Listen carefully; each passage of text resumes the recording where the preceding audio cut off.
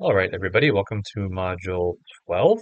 And in this module, we're going to look at ethics and how they relate to AI or artificial intelligence, which is obviously an issue that has been in the news quite a bit lately and across a whole host of fields and discussions of the jobs and the economy, education, healthcare. Pretty much you name it, there are debates around the proper role of AI going on there. And actually, I think for this module, the video is actually going to hopefully be the briefest of the ones that we have done thus far. Really, all I want to do is to introduce you to the reading. So I'm going to have you look at a note that was put out by a couple different Vatican groups, the Dicastery for the Doctrine of the Faith, and another organization in the Vatican put out a document just earlier this year looking at um, ethical considerations around AI.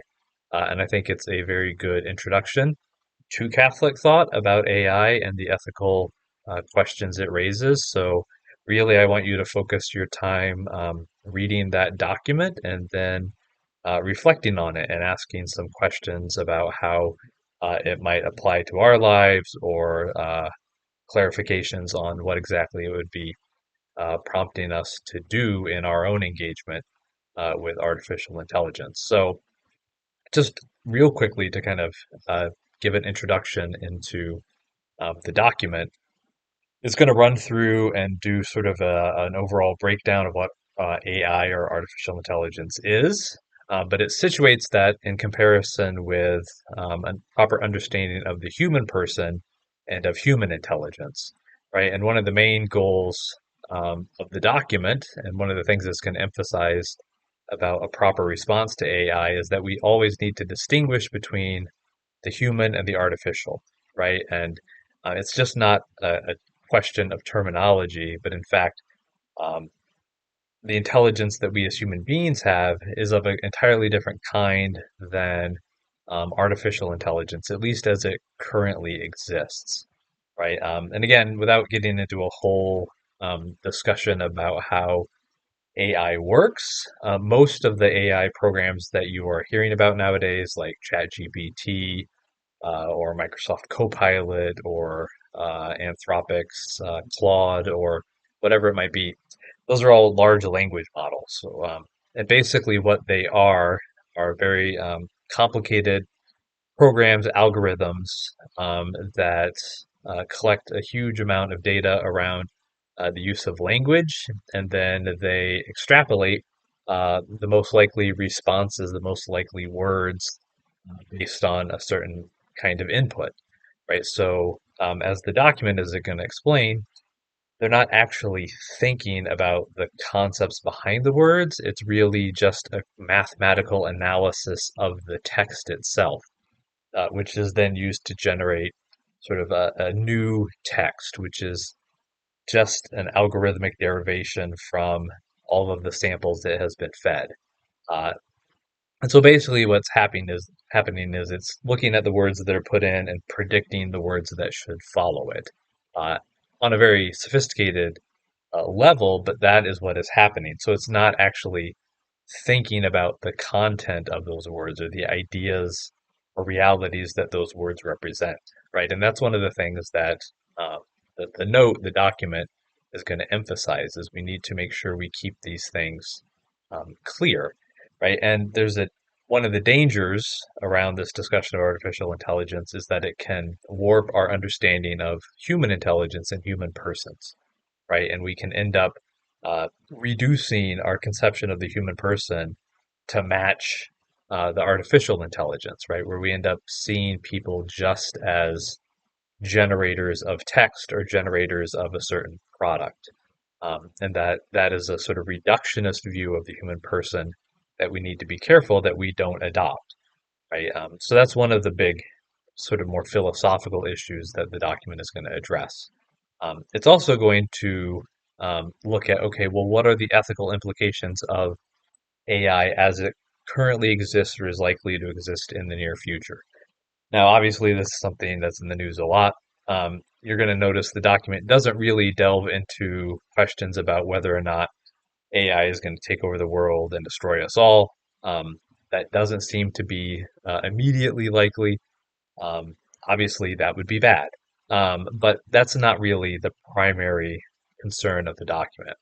The document is aimed more at what are the kind of current and near term impacts of AI and how do we need to think about these, right? And again, you'll notice at the beginning, the emphasis is going to be on everything that we do with AI, like with any technology, is that we ought to ensure that it supports and builds up human dignity, right? So we need to use AI in a way that benefits people and that allows people to truly flourish and fulfill their natures, right? And AI can help do this, right? So one of the things the document is going to point out is that part of human nature is to be co-creators with God and to have the ability to develop new technology, new tools that allow us to shape the world around us in ways that are beneficial.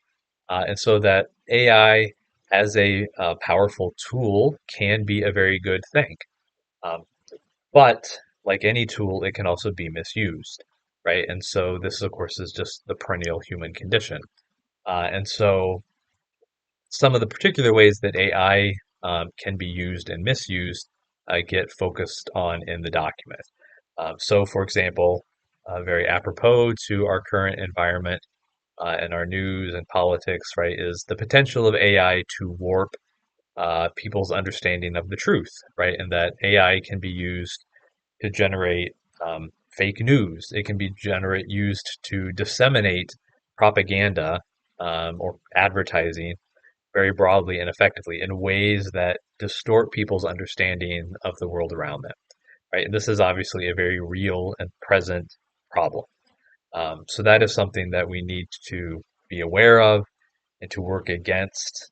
You'll even notice in the document it kind of calls Catholics and those of goodwill to avoid perpetuating false or misleading information in your own communication, right? So don't reshare, bad AI generated fake news, which I think is a valid takeaway.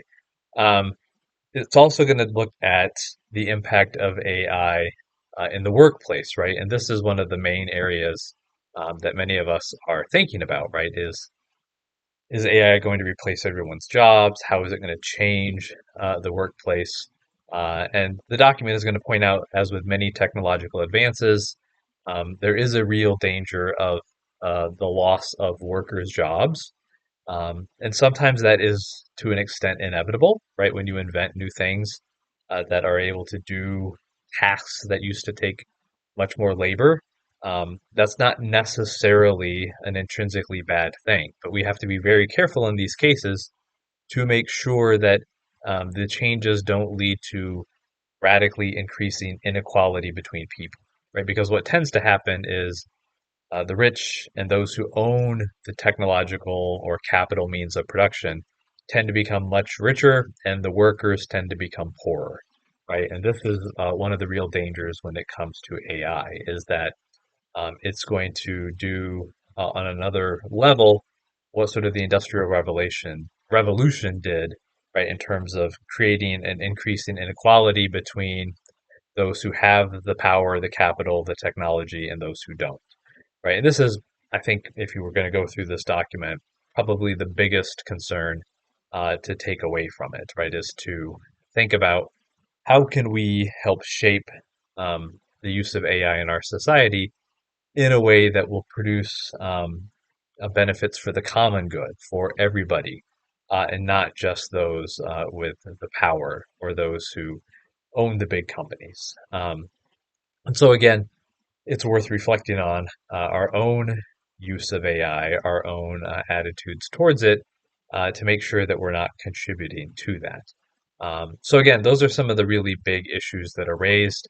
Um, and I think uh, apart from that, I will just encourage you to read through the document yourself and then ask some questions about it, reflect on whether reading this document, reflecting on these issues would lead you to take any specific steps in your own life to change your use of AI or to think differently about how you approach AI in your life and work.